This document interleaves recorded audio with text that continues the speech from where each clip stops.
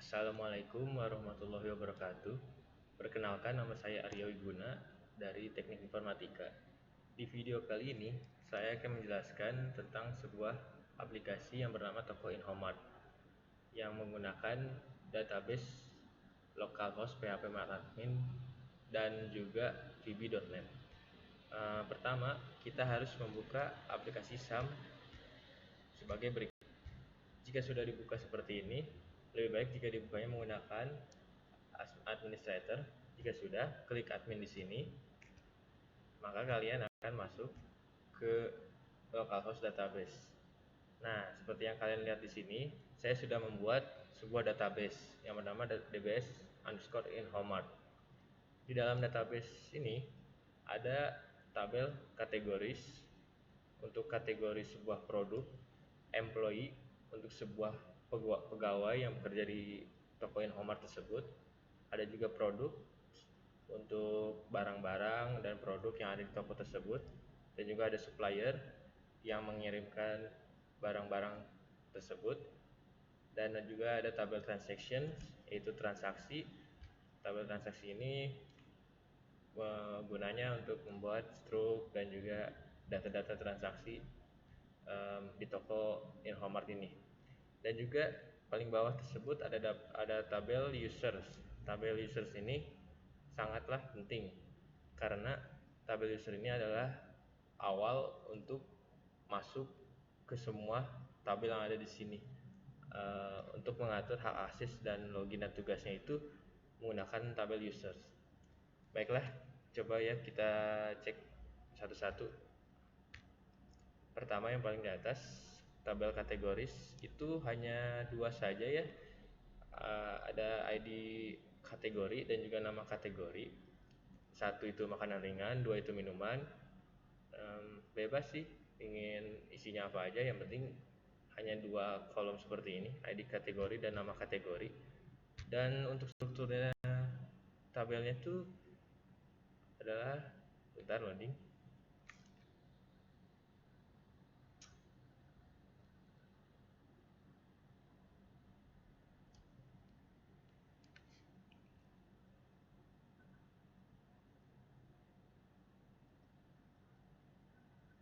Nah, untuk struktur tabelnya ini, ID kategori itu integer, dan jangan lupa jadikan sebagai primary key, dan juga nama kategori jadikan sebagai varchar. Di sini saya ukurannya 255, ya terlalu gede, terlalu besar, itu sih bebas ya, gimana kebutuhan saja. Dan juga collection nama kategori Latin 1 underscore Swedish underscore C. Dan jika sudah melihat kategoris, mari kita lihat tabel yang lainnya. Tabel yang lainnya itu adalah employee.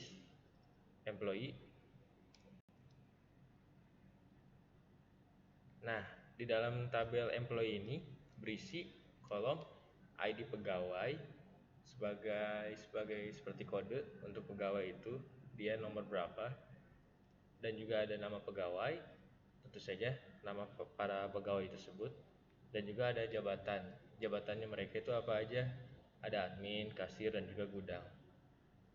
Nah, ini termasuk tabel yang sangat penting juga dalam program ini karena mengatur hak akses dan juga tugas pada login di aplikasi nanti. Strukturnya seperti biasa ya, ID pegawai itu primary key, integer, dan nama pegawai varchar, ukuran bebas, collection seperti biasa. Lalu ada jabatan, varchar, ukuran bebas juga.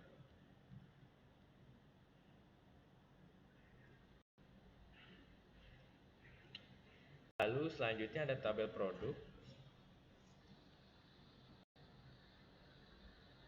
Nah, di tabel produk ini ada ID produk, isinya sebagai kode penanda angka 1, 2, 3 gitu.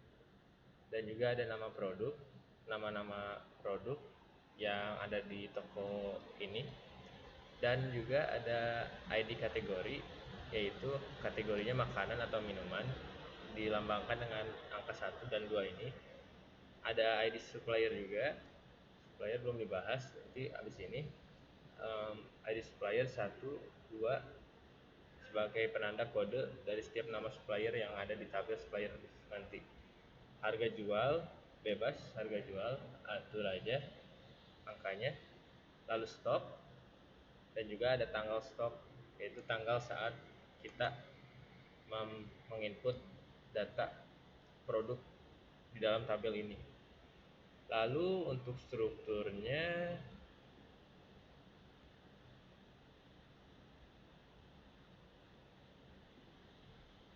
ya biasa, ID produk, primary key, integer, nama produk varchar, ukuran bebas, ID kategori, integer, ID supplier, integer, harga jual, integer, stok, integer, tanggal stok, date, ataupun bisa juga date time ya, jika ingin ada kelengkapan waktu setiap 24 jam. Lalu selanjutnya di tabel ini ada tabel supplier. Di tabel suppliers ini kita bisa lihat ada kolom ID supplier, yaitu sebagai kode supplier 1 dan 2. Nama supplier sih bebas ya. Saya di sini hanya menulis supplier A dan supplier B agar menghemat kata saja. Lalu ada alamat supplier. Alamat supplier sih saya juga bebas ya, di jalan mana ini saya juga nggak tahu. Lalu ada telepon supplier, ya telepon 08 12 34 56 78 92, lalu apapun contohnya ya. Lalu di strukturnya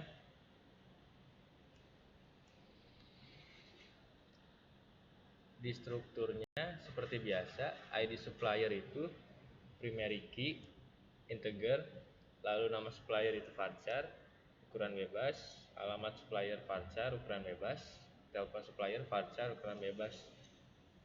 Lalu selanjutnya di database ada tabel.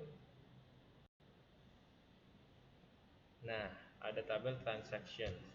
Tabel transaction atau tabel transaksi ini termasuk yang penting juga karena ini mencakup penjualan dan transaksi di aplikasi ini. Ada ID transaksi diambil dengan primary key juga, stroke, ID produk, dan juga jumlah beli berapa. Untuk strukturnya kurang lebih sama ya. Ya, semuanya integer, ID transaksi, primary key. Lalu di database selanjutnya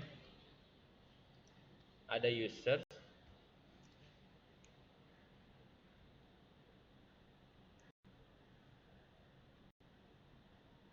Nah, di database di tabel users ini ada ID user, ID pegawai, username, password, level, status, live. ID user itu sebagai kode user, ID pegawai itu ambil dari ID pegawai dari employee, tabel employee, username, password bebas.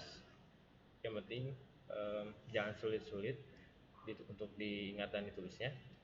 Lalu ada level itu sebagai patokan dia ini dapat jabatan tugas apa di aplikasi toko Infomark ini. Lalu ada status 1. Status itu ada 1 dan 0. Jika 1 itu akunnya bisa digunakan, jika 0 tidak bisa. Dan ada live atau live adalah 0 dan 1 sebagai penanda jika akun ini sedang login atau sedang logout di aplikasi toko Infomark ini. Nah, jika sudah melihat semua database di localhost, ya ini gambaran dari database-nya, tabel-tabel yang dipakainya. Lalu berikutnya jika sudah ini, jangan lupa ya kalian hubungkan ODBC kalian, ODBC yang ini. Jika kalian menggunakannya, ini info penting, jika kalian menggunakan SAM 32 bit gunakan ODBC yang 32 bit, dan sebaliknya juga jika 64 bit gunakan yang 64 bit. Lalu isi nama DSN-nya sesuai dengan database atau terserah kalian ingin mengisi apa.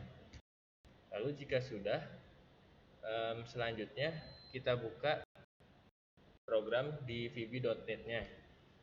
Pertama tuh kita lihat dulu ya menu dashboardnya. Seperti ini menu dashboardnya. Bebas sih ya gimana kalian untuk desainnya, tapi desain saya seperti ini. Dan jika ingin melihat ke dalam codingannya, ini tuh di dalam form dashboard load ini ada form blank. Nah, jika kalian ke form blank, isinya hanya seperti ini. Jadi jika kalian memulai aplikasinya, maka form blank itu akan menjadi full screen di tengah-tengah form dashboard. Lalu ada button logout, admin, warehouse, dan cashier pada menjadi false semua waktu pertama kali memulai form dashboard ini. Di bawah, dan saat kalian mengklik setiap button yang ada di form dashboard, kalian akan menuju ke form yang diarahkan sesuai dengan tugas dan hak akses dari login setiap jabatan pegawai yang ada di database tadi, seperti form gudang, form kasir, dan form admin. Dan juga dari dashboard ini juga kita mengakses form login. Nah, di button logout di form dashboard ini kita membuat sebuah logika. Jika kita logout dari sebuah akun, live-nya yang tadinya 1 karena login, dan ketika logout live-nya pun menjadi 0 secara otomatis. Dan ya, di bawah ini hanya desain-desain saja. Dan ini ketika logout dari login, apa saja yang bisa lihat dan tidak itu di true and false ya, seperti biasa. Lalu jika form dashboard sudah dilewati seperti ini, ada form login. Nah, seperti ini ya desain form login saya, sangat simple. Gimana kalian sih mengaturnya, ingin kreatif dan imajinatif dan lainnya. Jika kita lihat coding di dalam form login, seperti ada ini txt password key press. Jadi jika kita mengklik enter, maka akan selanjutnya pergi ke password. Lalu ada public sub bersih. Jadi setiap kali kita sudah login atau batal, txt password dan juga txt username-nya akan hilang sendiri tulisannya. Lalu ada button login di dalam form login. Logikanya tuh jika kita ingin mencoba masuk ke dalam sebuah akun, jika misalkan 0 kita bisa masuk, tapi jika lebih dari 0, 1 misalkan, maka bakalan ada pesan maaf akun ini sedang digunakan, jadi tidak bisa masuk.